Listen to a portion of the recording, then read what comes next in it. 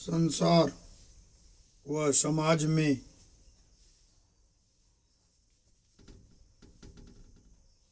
जो भी आप कर्म क्षेत्र धर्म क्षेत्र का चयन किए उसको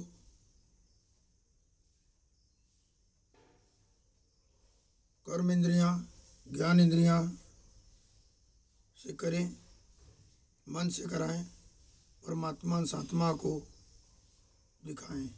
जो भी कर्म क्षेत्र धर्म क्षेत्र का चयन किए किसी काल किसी अवस्था किसी स्थान पर रहें, मन कर्म वचन ध्यान श्रद्धा विश्वास सत्य ब्रह्मचर्य आत्मत्याग के साथ उस क्षेत्र में लगे रहें। परिणाम गुरु ईश्वर प्रकृति जो भी आपके इष्टों समर्पित करते रहें, तभी सफलता मिलती है।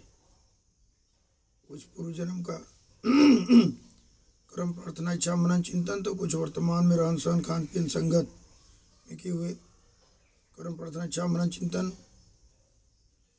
के अनुसार परिणाम मिलता है।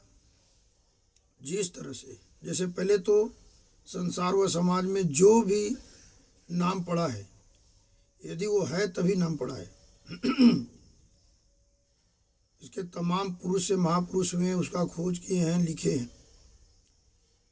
जैसे पात्र महाभारत हुआ, कुछ भूतकाल में कुछ वर्तमान में, और उसी तरह भविष्य काल बनता है। कोई पूजनीय तो कोई निंदनीय, कोई तमोगुण तो रजोगुण सतोगुण प्रधान, वो स्वयं के ही अनुसार बनते हैं। रामायण में सीता माता जगत जननी माता थी। पहले तो ये है कि हमको गुरु के बनाए रास्ते पर चलना है कि वेद पुराण शास्त्र के अनुसार चलना है। यदि गुरु के अनुसार चलना, गुरु यदि कब पढ़ाएं तो बस उसी के बारे में कर्म प्रार्थना इच्छा मनन चिंतन करें, परिणाम उन्हें समर्पित करें। गुरु एक दीक्षा गुरु होते हैं, एक शिक्षा गुरु। दीक्षा गुरु जो आपका जीवन शैली को बदल दे, शिक्षा गुरु जिसे ज्ञान मिले। तो रामायण में सीता माता जगत जननी माता थी और राम भगवान के रूप में उनको देखा जाता था सनातन धर्म में। और उसके बाद कितनी घटनाएं हुई वेद पुराण शास्त्र में लिखा है, लेकिन उसका मेन देखिए, भरी सभा में लवकुश राम भगवान चारों भाई एक से एक रथी महारथी पुरुष महापुरुष भगवान तुल्य थे। सभी के बीच में कितनी परीक्षाएं, कितनी संघर्षपूर्ण जिंदगी जी, अंत में धरती माता को पुकारती हैं। जो भी पश्चाताप जो भी हुआ, और भरी सभा में धरती माता पे समाती हैं, कोई बचा नहीं पाता है। तो समर्पण ऐसा होना चाहिए, जिसको भी गुरु ईश्वर प्रकृति या जो भी आपको इष्ट देवता है, उसी तरह समर्पण होगा तो परिवर्तन आपके जरूर होगा। अब मानते हैं कुछ ऊपर से, अंदर से कुछ और है, संशय होगा, जरा सा भी होगा तो फिर संघर्ष होगा। पूर्ण रूप से समर्पित करिए। हनुमान जी थे, कर्म स्वयं करते थे, हर श्वास पे राम राम। उनका संत दूसरा कोई कर्म नहीं करता था, ये नहीं कि बैठ के खाली राम राम करते थे। तो जिस आप क्षेत्र में लगेंगे वही आपका प्रारब्ध बनेगा। डॉक्टर, वैज्ञानिक, किसान, चोर, डकैत, मतलब जो भी बनते हैं वो स्वयं आप कर्म करते हैं तभी तो बनता है। तो पहले तो ये है, तो हनुमान जी को देखिए, असंभव कार्य को संभव करते थे। तो हनुमान जी रहे तभी तो उनका नाम आया है। इसके बाद महाभारत में द्रौपदी जी को जब दुशासन जो भी घटना हुआ वेद पुराण शास्त्र में लिखा है, लेकिन सबसे मूल देखिए वहाँ जाते हैं दुशासन लाने के लिए, जुआ खेलते हैं। तो क्या पांडवों ने भी कृष्ण भगवान को याद किया? द्रौपदी को दुशासन लेने गए तो उन्होंने कृष्ण भगवान को याद किए, अपना जो भी सफाई दी, फिर द्रोणाचार्य लेकर के भरी सभा में खींच के ले आते हैं। फिर वहाँ पे गुहार लगाते हैं पांडव से, भीष्म से, द्रोणाचार्य एक से एक महारथी थे। किसी ने सहायता किया, अंत में अपनी साड़ी को भी छोड़ करके कृष्ण भगवान को समर्पित कर दिया हाथ जोड़ के। तो भगवान ने रक्षा किए। तो क्यों न हम शुरू में ही जो भी कार्य कर्म क्षेत्र धर्म क्षेत्र में लगे हैं, उस परिणाम को अपने जो भी इष्ट देवता उनको समर्पित कर दें, फिर उसे कर्म इंद्रियां ज्ञान इंद्रियां से करें, मन से कराएं, आत्मा को दिखाएं, शुरू में ही परिणाम समर्पित कर दें। ये नहीं कि घटना घटित हो जाए तब करें। और कृष्ण भगवान ने आकर के उनका सहायता किए, तो क्या वो अधर्म के रास्ते पे चलने वाले लोग उसको सफलता मिली? और परिणाम देने वाले कृष्ण भगवान समय आया तो वो भी शरीर छोड़ देते हैं। दूसरे को रक्षा करने वाले भी तो शरीर छोड़ दिए। राम भगवान भी शरीर को त्याग कर दिए। दूसरे इस सृष्टि में मनुष्य ही क्या, जो भी जीवात्मा आया है तो निर्जीव से सजीव हुआ, फिर सजीव से निर्जीव होगा। उसका सिर्फ जो कर्म प्रार्थना इच्छा किए हैं वही प्रारब्ध बनकर समाज में रहेगा, संसार में रहेगा। मनन चिंतन जो किए हैं श्वास पे, उस तरह का उनके शरीर में आवरा रहेगा। और वही गुणगान अब मालवीय जी ने भीख मांग मांग कर इतनी बड़ी यूनिवर्सिटी बनाए, बनारस हिंदू यूनिवर्सिटी। वो तो है नहीं, लेकिन आज भी उनका नाम लिया जाता है। वेद पुराण शास्त्र, पुरुष महापुरुष, सामान्य पुरुष, जितने भी समाज की जीवात्मा है, जीव जंतु पेड़ पौधे, वो क्यों उनको जाना जाता है? उनका कुछ पूर्व जन्म का कर्म प्रार्थना इच्छा मनन चिंतन रहा, कुछ वर्तमान का रहा। और उन्हें धरती के ऊपर आकाश के नीचे जब भी परमात्मा अंश आत्मा आते हैं तो कोई न कोई शरीर धारण करते हैं। जब धरती पे आकाश के नीचे परमात्मा से आत्मा आते हैं तो उनको कोई न कोई शरीर धारण करने की जरूरत पड़ती है। तो सामान्य पुरुष, पुरुष महापुरुष या जो भी भगवान तुल्य हैं, तो उनको क्यों जरूरत नहीं पड़ेगा किसी स्थान की चयन करने के लिए? तो वो चयन करते हैं और ईश्वर गुरु ईश्वर प्रकृति जो जिससे चाहते हैं वो करा लेते हैं। यदि मनुष्य को ज्ञान हो जाए तो उसमें परिवर्तन कर सकते हैं। दानव से देव बन सकते हैं, राक्षस से भगवान बन सकते हैं, निंदनी से पूजनी बन सकते हैं, पूजनी से निंदनी बन सकते हैं। तमोगुण रजोगुण सतोगुण जिसकी प्रधानता रहेगी वो प्रधान कार्य ईश्वर उनसे करा देते हैं, कभी भी अपने ऊपर नहीं लेते हैं। तो ये आपको ज्ञान होना चाहिए कि द्रौपदी जिस तरह से कृष्ण भगवान को समर्पित की, रक्षा की है, तो जिसको भी आप इष्ट मान रहे हैं। और सीता माता जगत जननी माता थी, जब धरती को पुकारी तो धरती माता भरी सभा में सबके बीच में उनको शरण देती है, अपने साथ लेके चली जाती है। तो आज भी जो भूतकाल में भविष्य में होता है वो क्यों होता है? वो स्वयं वो कर्म से ही होता है ना, स्वयं के। तो आज भी ऐसी चीज़ है, यदि आपको ऐसी समर्पण होगी, इस तरह का कर्म होगा, प्रार्थना होगा, इच्छा होगा, मनन चिंतन होगा, तो आज भी भगवान है, भूतकाल में भी थे। भूतकाल में जो भूत प्रेत तमाम तरह की जिस तरह की चीज़ आपके अंदर मनन चिंतन श्वास में चलेगा, वही तो हमारे शरीर में जाना चाहिए। शरीर में वो चीज़ जाना चाहिए, चाहे लार के द्वारा जाए, ओरल के द्वारा जाए, चाहे खून के द्वारा जाए, चाहे श्वास के द्वारा जाए। जब वो शरीर में जाएगा फिर आपके शरीर के जो इलेक्ट्रोलाइट है उस दोनों में संघर्ष होगी, जो चीज़ की प्रधानता है उससे संघर्ष होगी।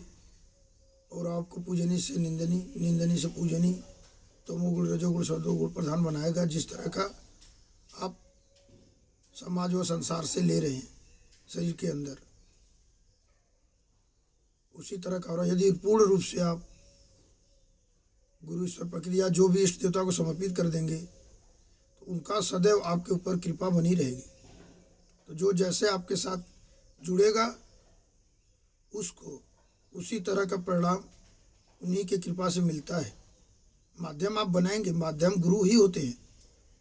रास्ता दिखाने के लिए दिखा दिया, अब उस पर चले न चले वो आपके ऊपर है। भगवान वही कराएंगे जो आप करना चाहते हैं। बाद में अंदर से मिलती है। शरीर का महत्व परमात्मा अंश आत्मा से है। परमात्मा अंश आत्मा है तब हमारी श्वासा चल रही है, इलेक्ट्रोलाइट है, हाथ पैर जितने कर्म इंद्रियां हैं, ज्ञान इंद्रियां हैं, मन है, ये तभी है जब आत्मा है। आत्मा है तो फिर श्वास है, श्वास है तो ये है। और शरीर में आत्मा तभी तक रहती है जब तक उस आत्मा को सहने के योग्य हमारी शरीर रहती है। शरीर सहने योग्य नहीं रहेगी, बेड पे पड़ जाते हैं, फिर उससे भी सीमा पार होता है तो आत्मा शरीर को छोड़ के चली जाती है। जो भी आप कर्म क्षेत्र धर्म क्षेत्र का चयन किए, सीमा में आध्यात्मिक सीमा, भौतिक सीमा, वैज्ञानिक सीमा, जितनी भी सीमा बनाइए कानूनी सीमा के अंदर रहिए। और जो भी आपके इष्ट देव उनको पूर्ण रूप से पहले परिणाम समर्पित करिए, फिर उस कर्म क्षेत्र धर्म क्षेत्र में कार्य करेंगे तो सफलता निश्चित तौर से मिलेगी। नहीं संशय रहेगी तो सफलता नहीं मिलेगा, चाहे वो आप कोई भी रहे। संशय आत्मा विनश्यते शरीर है। दया न करे तो संत कसाई, दया करे तो आफत आई। क्या बरसे जब कृषि सुखाने।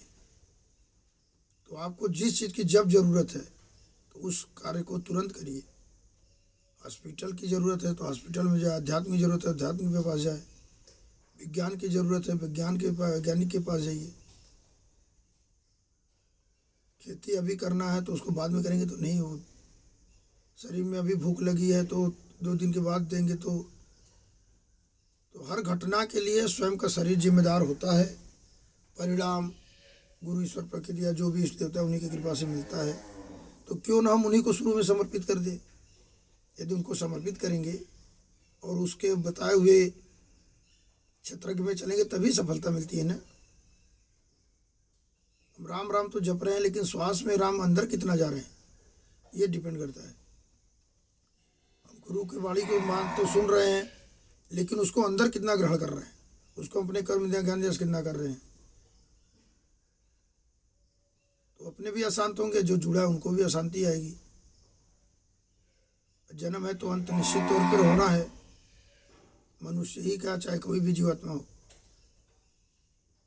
तो जब तक लेकिन शरीर में आपके आत्मा है तो उसके अनुसार तो कर्म करना। हर चीज़ की जरूरत भी है। बीमारी न रहे तो अस्पताल क्यों हो, शिक्षा की जरूरत न रहे तो संस्थान क्यों रहे। खेती करना है, खेत न रहे तो खेती कैसे होगी। आतंकवादी न रहे तो सैनिक क्यों रहेगा। तो तमोगुण रजोगुण सतोगुण की प्रधानता स्वयं के कर्म प्रार्थना इच्छा मनन चिंतन से करने के अनुसार ही बनता है। और वो ईश्वर इसी तरह आपसे कार्य करा लेंगे जो भी आपके इष्ट देव हों।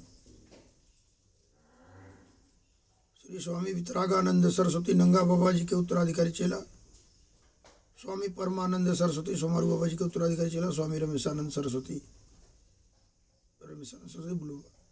तो जो भी आपको जरूरत हो उसके पास आप जाइए, उससे ज्ञान लीजिए, शिक्षा लीजिए और उसको अपने शरीर के अंदर श्वास के द्वारा,